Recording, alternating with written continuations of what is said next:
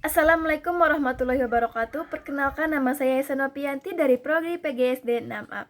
Di sini saya dari kelompok 8 izin menyampaikan hasil dari diskusi kelompok kami, yang dimana untuk memenuhi tugas mata kuliah Dasar Teknologi Informasi dan Komunikasi yang diampu oleh dosen mata kuliah Bapak Nanang Abdurrahman M.Com.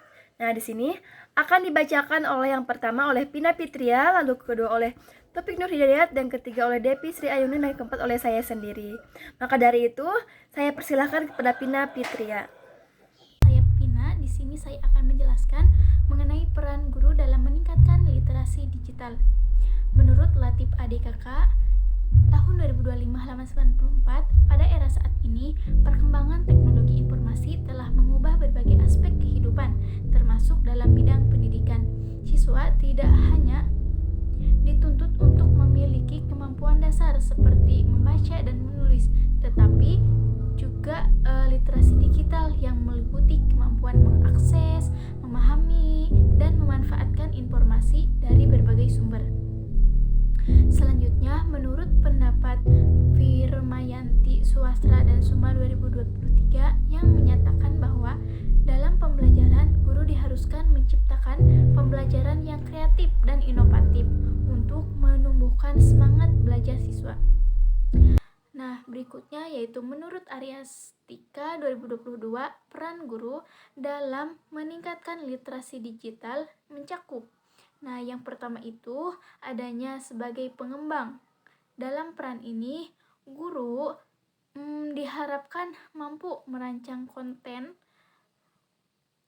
pembelajaran untuk membantu siswa dalam berinteraksi dengan sistem ini sehingga dapat meningkatkan keterampilan digitalnya. Yang kedua yaitu sebagai pembimbing. Dalam peran ini, guru diharapkan mampu mengajarkan bagaimana menggunakan sistem digital untuk membantu belajar. Yang ketiga sebagai fasilitator. Dalam peran ini, guru sebagai moderator. Guru harus mampu membantu siswa yang kesulitan. Perkenalkan, nama saya Topik Nur Hidayat. Di sini saya akan menjelaskan peran guru SD sebagai agen perubahan literasi digital.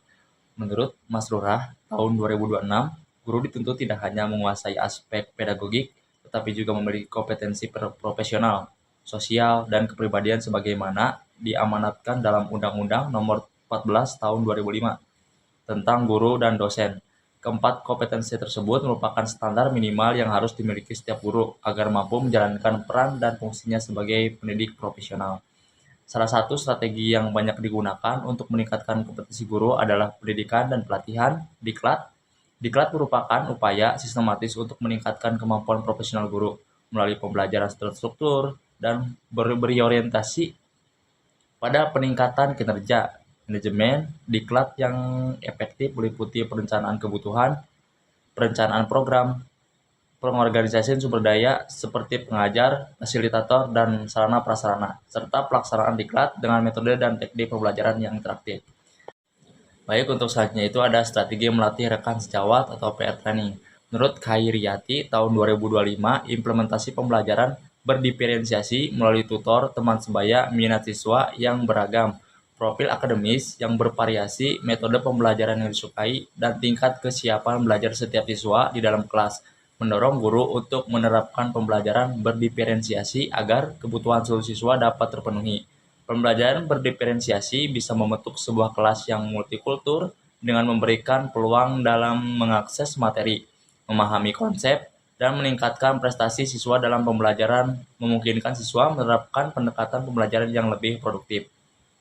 Adapun dampaknya, dampak tutor teman sebaya pembelajaran berdiferensiasi melalui tutor teman sebaya ini menunjukkan dampak signifikan baik dari segi kognitif maupun non-kognitif. Secara kognitif, strategi ini terbukti sangat efektif dalam meningkatkan pemahaman siswa yang selama ini kesulitan atau lambat memahami pembelajaran. Adapun tantangannya, Adapun tantangan dan hambatan tutor teman sebaya, hasil penelitian mengidentifikasi tantangan yang muncul dari implementasi tutor teman sebaya. Tantangan utama seringkali berpusat pada interaksi antara tutor dan siswa yang dibimbing, terutama saat menjelaskan materi yang kompleks, memicu rasa frustasi di kedua belah pihak. Sekian dari saya.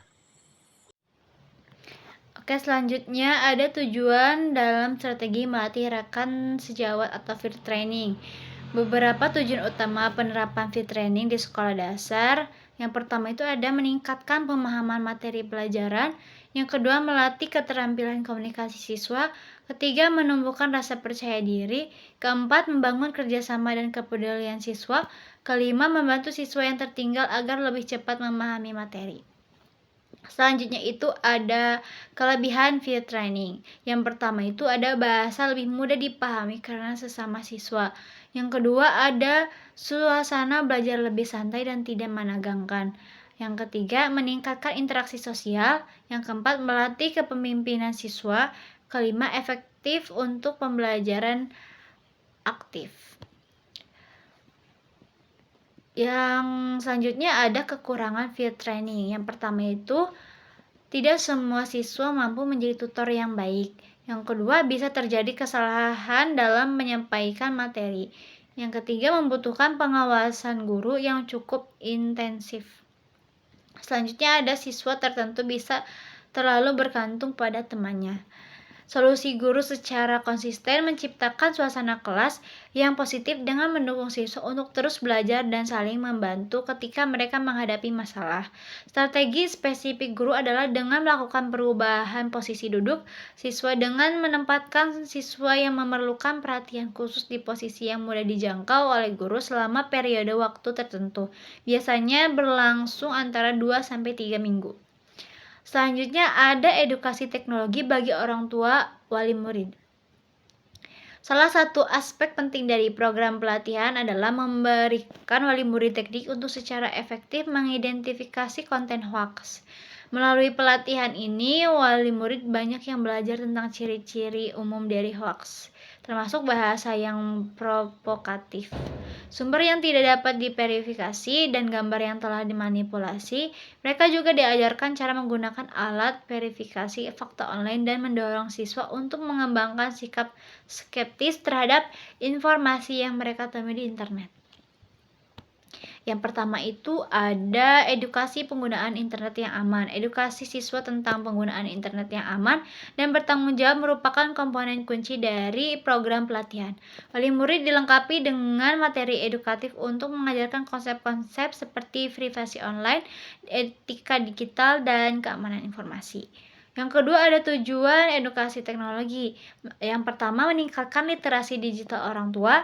Yang kedua membantu orang tua mendampingi anak belajar online. Yang ketiga mencegah dampak negatif seperti kecanduan gadget.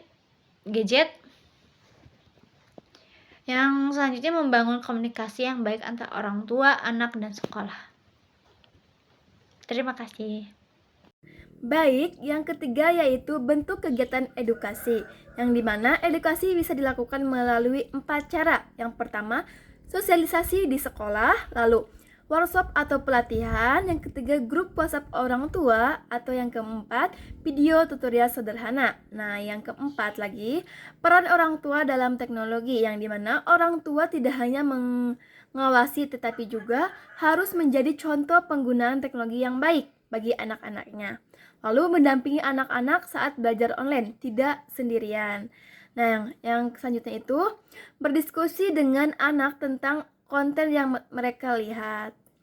Nah, yang kelima ada tantangan yang sering dihadapi, yang dimana tantangan ini ada beberapa. Contohnya itu kurangnya pemahaman teknologi.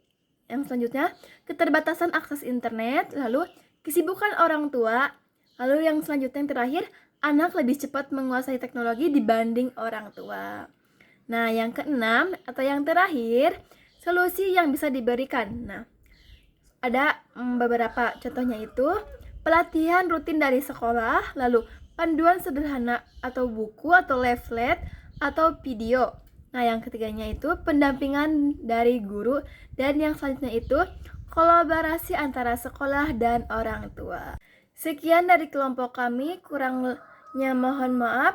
Nasrul minallah wa fatul qalib wa basirin muminin. Wassalamualaikum warahmatullahi wabarakatuh.